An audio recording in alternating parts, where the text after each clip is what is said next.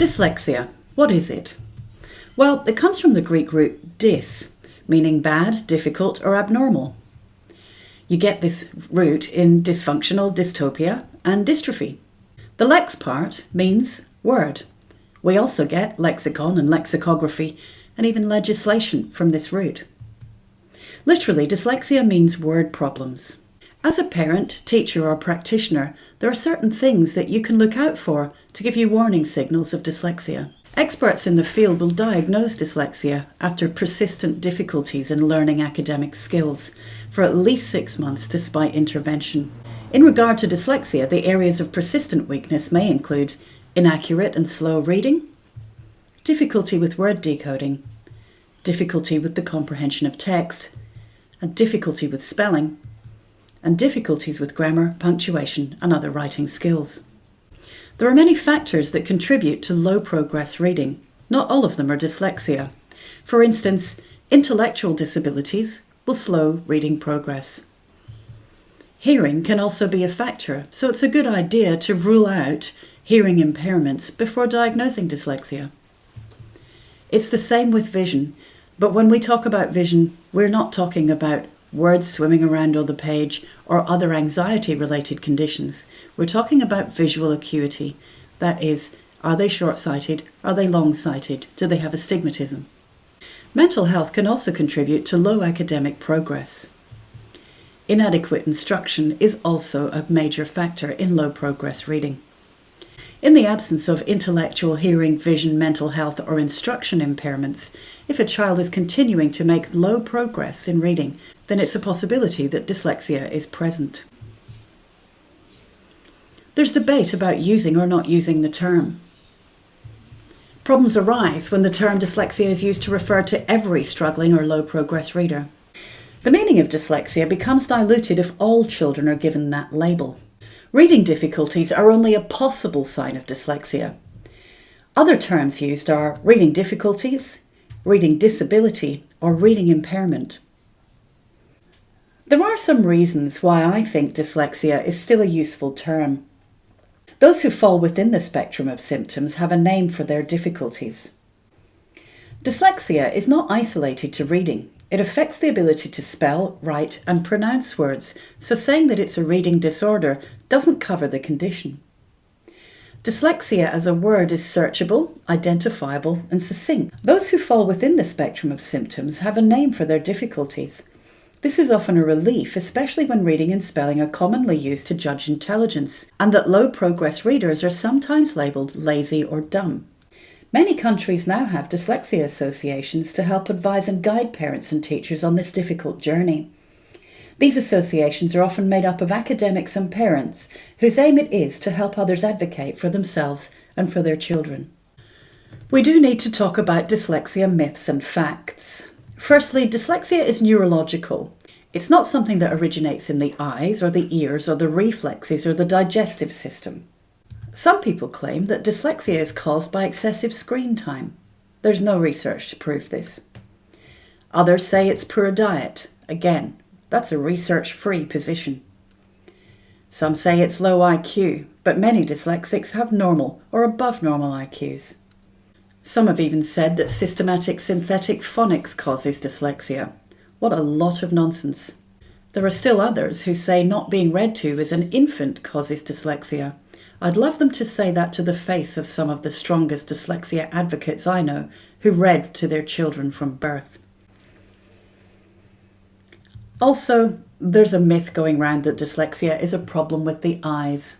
If you have anybody talking to you about coloured overlays or tinted lenses, run in the other direction. They clearly don't understand the nature of or any remedies for dyslexia. Dyslexia is also developmental. That means it's chronic, it lasts over time, and it starts in childhood. It affects one or more major life functions, and it isn't just going to go away or be outgrown. A developmental disorder is not a disease to be cured. Its effects can be lessened, though, through high-quality intervention. And in the case of dyslexia, that's high-quality structured literacy intervention. Dyslexia is also pervasive. It means that it can affect anyone from any background. No demographic is more prone to dyslexia, but some get better support. That wasn't always the case. Richard Branson talks about being labelled lazy and dumb at school. He's gone on to prove that he's neither of those two things. He was in fact dyslexic, and still is. Dyslexia is also treatable. Early reading instruction must contain well-delivered systematic synthetic phonics. Early screening and diagnosis and expert intervention must be available to those who need support. Reasonable classroom accommodations in primary and high school can make a difference to those with dyslexia. Some say that dyslexia doesn't exist. Instead, they say it's a trendy label that's used to mask a poor work ethic. Dyslexia needs to be acknowledged, diagnosed and assisted. The problem is faddish remedies and cures are more costly than expert intervention, and so parents often go through what's called the sunk cost fallacy, in that they support unworkable methods because they've sunk so much money into it. There's also a really pernicious idea that dyslexia is somehow a gift. I can assure you it isn't. My dyslexic daughter says, "My strengths are my own and not the result of dyslexia." Think about this. If you consider dyslexia a gift and you didn't have it, would you deliberately choose it? Humiliation, frustration, misunderstanding and struggle are some of the experiences that dyslexics have. Would you seriously choose that for your life? Some say that dyslexics are out-of-the-box thinkers and good at design and more creative. That's a slap in the face for dyslexic people who aren't out-of-the-box thinkers or good at design or more creative. There's no evidence for this. Dyslexics are overly represented in suicide statistics. In the Journal of Learning Disabilities in 2006, it was stated, students with learning disabilities like dyslexia have a 3 times higher risk of attempting suicide. It's much better to talk about dyslexia in this way.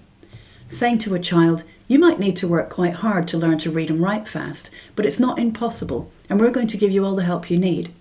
Luckily, you have lots of, and then insert their individual positive traits such as determination, humour, intelligence, creativity, patience, etc., to help you out with that.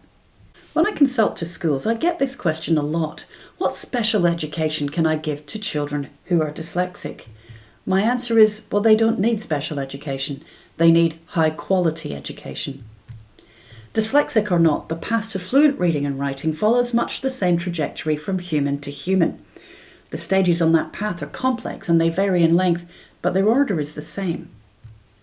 Accommodations, however, can be helpful, in that they level the playing field for everybody. Here are some reasonable adjustments for reading. Only ask students to read out loud if they're comfortable. Allow the use of audiobooks.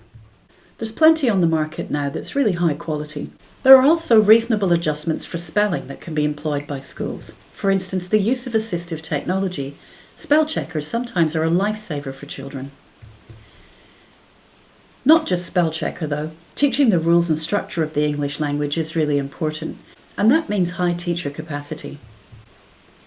It's also a good idea, especially in high school, to help to compile keyword lists across all subjects that students can learn to read and spell automatically. Writing is one of the hardest things a human can do. For dyslexics, allowing the use of assistive technology is a lifesaver. Allowing extra time to complete writing tasks is also fair. There's a lot of overemphasis on quantity rather than quality in primary schools. We need to adjust our expectations of volume and focus on quality of writing at the sentence level. This chart helps us to summarise what dyslexia is and isn't. A PDF version is in the course for you. If you suspect dyslexia, there's a range of people that can help. There are approved local dyslexia groups. You can go to the International Dyslexia Association and look for the approved local dyslexia groups. It's a good idea to be aware that those who assess and provide intervention sometimes have a vested interest in diagnosing dyslexia. Separating the two is always a good idea. Speech-language professionals can provide good evidence-based intervention. Educational psychologists can also do so if they're trained in the structure of language. Specialist tutors, again trained in the structure of language, can help dyslexics. And who can't help? Well, anyone hawking brain training apps or exercises, people who sell coloured lenses or overlays, behavioural optometrists, those who sell listening therapy, kinesiologists, chiropractors, reading recovery teachers, dietitians. None of these people have any business intervening with dyslexia.